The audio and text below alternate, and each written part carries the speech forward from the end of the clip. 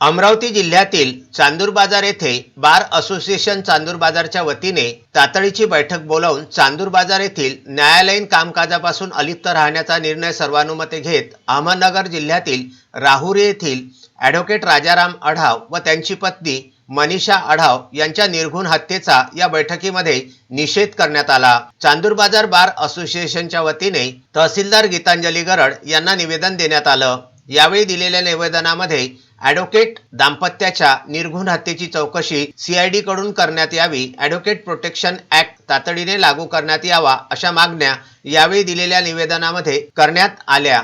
यावेळी चांदूर बाजार बार असोसिएशनचे अध्यक्ष ॲडव्होकेट गजानन मोहोड, सचिव शक्ती तंतरपाळे, उपाध्यक्ष अश्विन पंधरे, सहसचिव अक्षय राजस, Samprada Gadekar, RD Wasankar, GT Mohod, BM Deshmukh, RM गजबे, RM Godekar, Anup Wasankar, MB Dhakade, SS Shirbhate, CS जाने, उमेश जावरकर, अक्षय खाजोने, AR शंकरपाळे, KD भेले, M मेश्राम, AB काळे, RV Lende, YA Akotkar, NM गोमकाळे, KD Vyavahare आदी उपस्थित होते।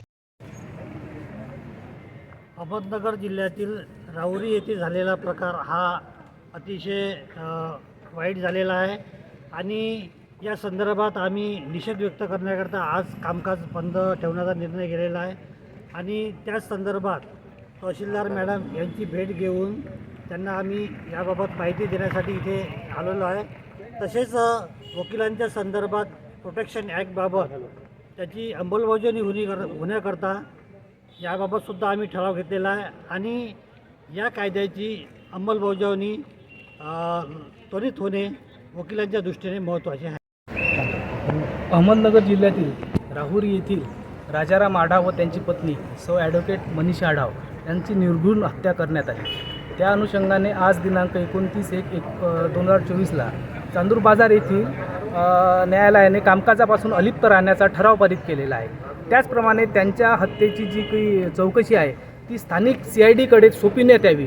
त्याचप्रमाणे ॲडव्होकेट वेलफेअर ॲक्ट जो आहे हा तातडीने त्याची इम्प्लिमेंटेशन करण्यात यावी। यासह सर्व मागण्याकरता आम्ही आज रोजी चांदूर बाजार येथील तहसीलदार यांच्याकडे निवेदन देण्याकरता या ठिकाणी आलेलो आहोत। विदर्भ न्यूज करिता चांदूर बाजार येथून घनश्याम पालीवाल यांचा हा वृत्तांत।